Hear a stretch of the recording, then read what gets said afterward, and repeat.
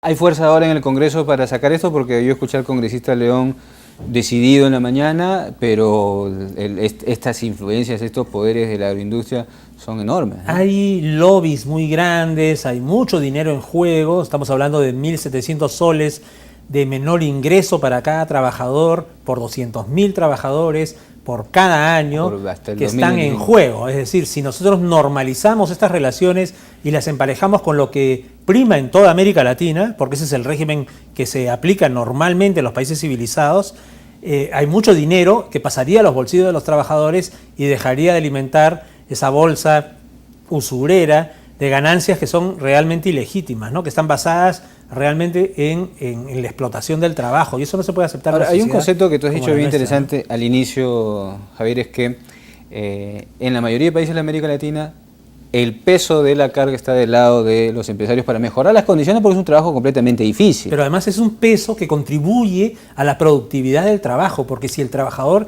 está bien cuidado, claro, si el trabajador está bien atendido, si el empresario invierte en la mano de obra, en su calificación y en su estabilidad y en su seguridad, lo que va a obtener es un compromiso mucho mayor por la producción y va a obtener mayores márgenes de ganancia. Pero a veces no se percatan de esto y aplican un camino que es completamente retrasado en la historia.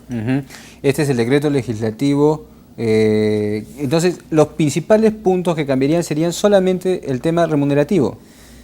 Bueno, yo creo que una parte tiene que ver con el tema remunerativo y las condiciones salariales que impone esta ley 27360, que es la ley del régimen laboral agrario. La que dio Toledo. La que dio Toledo, pero es una ley que viene desde el fin del gobierno de Fujimori.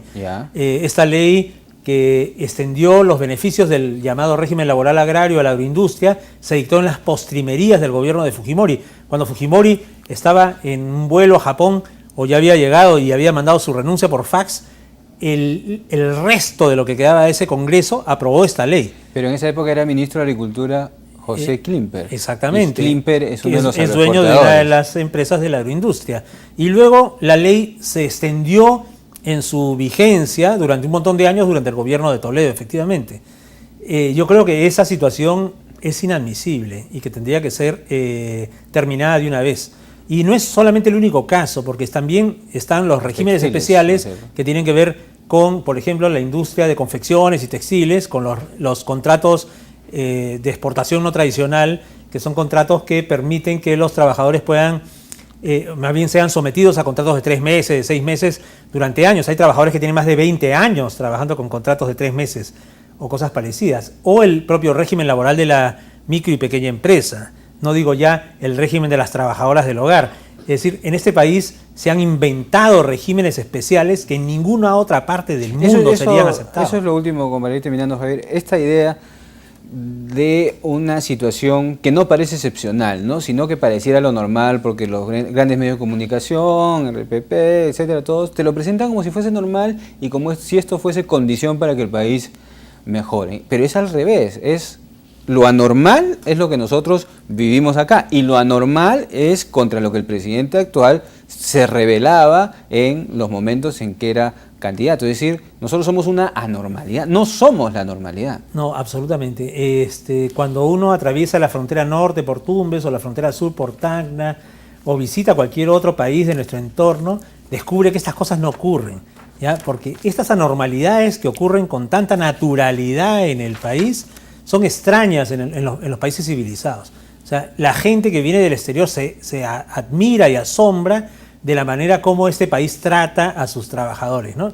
Creo que Garcilaso de la Vega era el que decía que el Perú trataba como una madre a los extranjeros y como una madrastra a sus propios hijos, ¿no? Y es exactamente eso, es una clase, una élite dirigente que tiene una mirada miope y suicida en cierta forma, que la impulsa a tratar de una manera tan perversa a las fuentes de la generación de la riqueza del país, ¿no? Eso ocurre en la minería, eso ocurre en el petróleo, eso ocurre en la agroindustria, en las confecciones.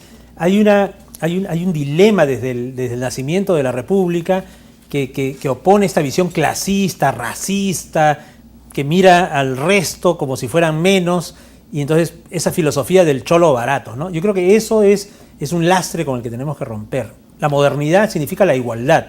Y la igualdad significa el respeto a la dignidad de las personas, como nos gusta que nos respeten nuestra propia dignidad. Entonces estamos hablando de, en el centro del asunto, 1.700 soles, más o menos al año, por 200.000 trabajadores en un plazo de por lo menos 10 años. O sea, el problema al final es la plata. Mucho dinero. ¿No? La plata es lo que está en juego. Y aquí tú has traído esta investigación. Hay una serie de investigaciones. O sea, este tema no es nuevo. Hay una serie de investigaciones que ya han demostrado la diferencia en las ganancias, las condiciones laborales. Hay un problema adicional, que es que todo esto viola los estándares a los que Perú se ha comprometido en el Tratado de Libre Comercio con los Estados Unidos y con Canadá. Ya. El Perú ha incluido en ese tratado, y los Estados Unidos, un capítulo que es el capítulo 17, que establece que nos obligamos a respetar los derechos fundamentales en el trabajo. Y el primero de todos los derechos fundamentales en el trabajo es el principio de no discriminación y de igualdad de trato.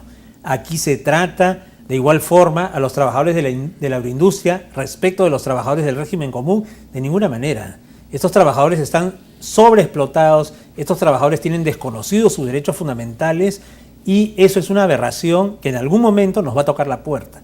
Cuando los sindicatos norteamericanos digan cómo está compitiendo Perú en el mercado norteamericano con sus agroexportaciones, en ese momento nos vamos a dar cuenta del costo de esta política suicida que hay que cambiar. Sí, y eso del TLC es interesante porque ya hay sindicatos, por ejemplo el sindicato de la SUNAT y el sindicato han acudido, porque claro, ¿no? Es irónico, ¿no? Que acá no se les haga caso y tengan que ir a los Estados Unidos a que se les vele, y ha sucedido en varios temas, medicamentos también, al final fue así. Es parte del motivo por el cual el Perú es el país más denunciado y más condenado en el sistema interamericano de derechos humanos o en los órganos que supervisan el cumplimiento de los tratados internacionales de derechos humanos. La cantidad de denuncias que Perú tiene en la Comisión de Expertos en Aplicación de Normas de la OIT o en el Comité de Libertad Sindical de la Organización Internacional del Trabajo está lejos 2 o 3 veces por encima de cualquier país de América Latina, porque aquí no se respetan los derechos de los trabajadores.